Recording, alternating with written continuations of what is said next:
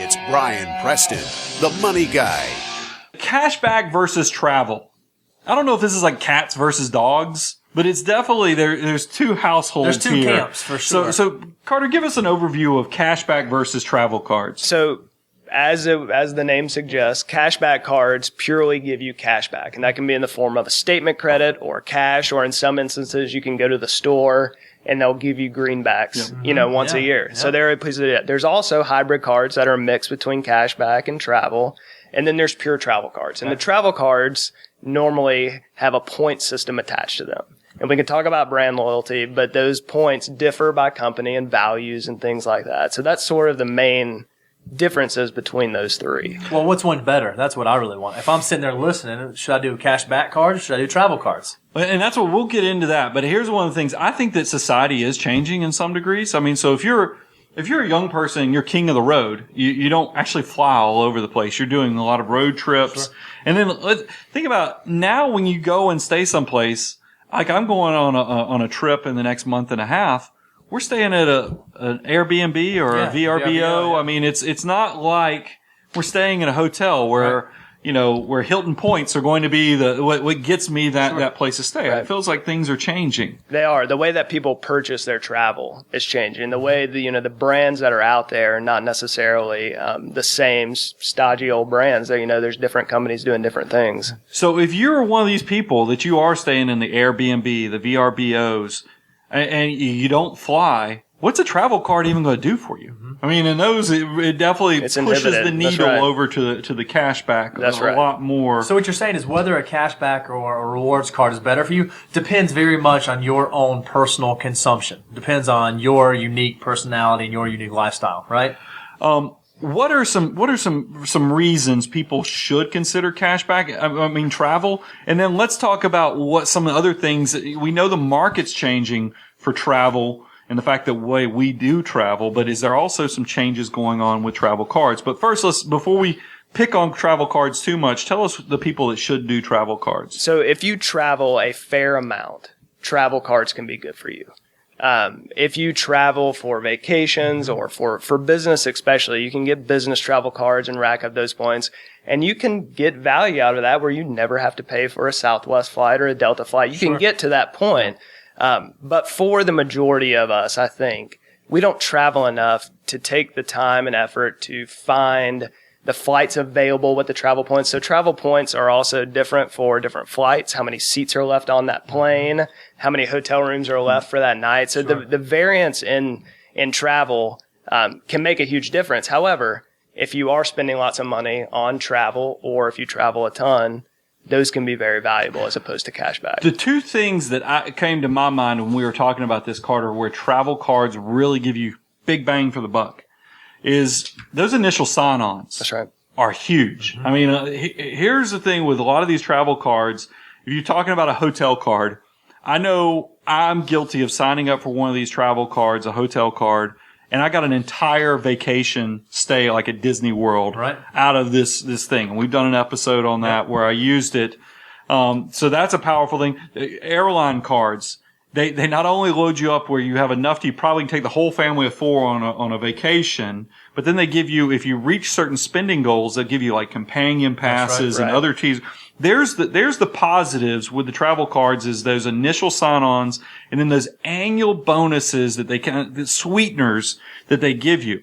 But you made a great point, Carter, when we were talking about this in prep, is that there is the peak moment of maximum benefit for a lot of these travel cards is the day you sign up because they give you that huge sign-on bonus, but what happens in the following years? So a lot of times you get the huge sign-on bonus if you spend that minimum amount within so many months, and then they even waive the first annual fee, for the year. So if the card costs $95 a year, they'll waive that. So you're getting 50,000 points or whatever that number is, plus you're not having to pay for it. However, you go on that trip, you have your fun, and then next year you're not only hit with that annual fee, but you're also not getting that huge bonus sign-on. You might get a smaller bonus potentially, but you're not getting that 50,000. So it's not like you're going on a trip every year with those points. It gets less and less. You have to spend a lot of money on that card. It's a declining benefit potentially, unless you are, like Carter said, using a lot of travel.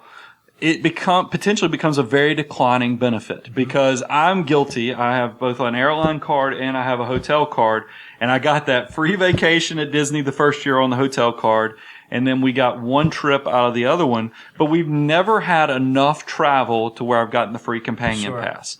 We've never, and then that second year, I will say for my hotel card, I loved the second year that I was still like gold status because we had enough through the bonuses and other things that had a carryover for the following year of gold. But year 3, now that I'm down to silver again, I'm kind of like, I don't use this card at all anymore. And that's a concern.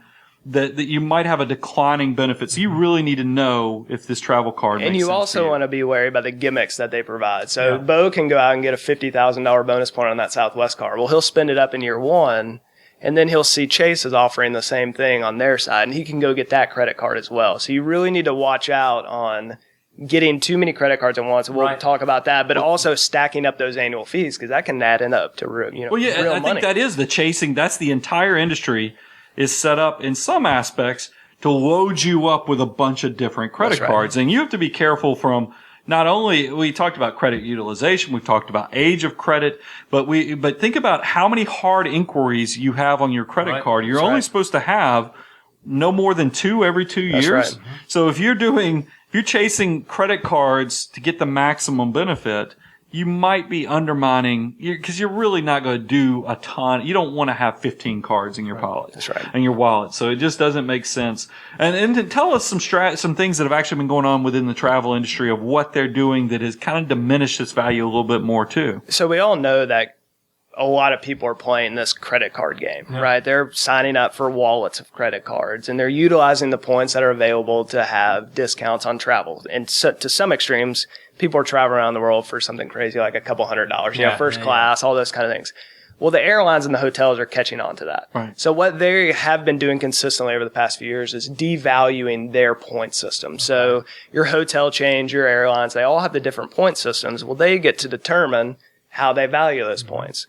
For example, in the airline industry, a lot of times the companies are now charging, so they'll have a base rate for domestic flights, whether that's 45,000 points. Well, now they have the opportunity to increase that at any moment as much as they want. Right. And they can also say, if there's only one seat left on the plane, 100,000 points. They can change and manipulate that. So it's becoming harder to find those deals. On the hotel side, many major hotel chains, they rank their hotels by category. Right. So category 1's the lower tier, category 5, 6, 7, the fancy hotels. Sure. Well, the lower tiers are less points. Well, what these chains have done is they've had, for example, last year, one major hotel chain, I won't say the name, had around 1,000 hotels in their category 1, 5,000 points. This year, it's down to less than 100. Oh, wow. So they're upping the categories of their hotels with no major, there's no changes to the hotels just to devalue their points. So you really have to watch out for that. Before we move on to cashback cards, because I know everybody's probably thinking, wow, these guys are really picking on travel cards pretty hard.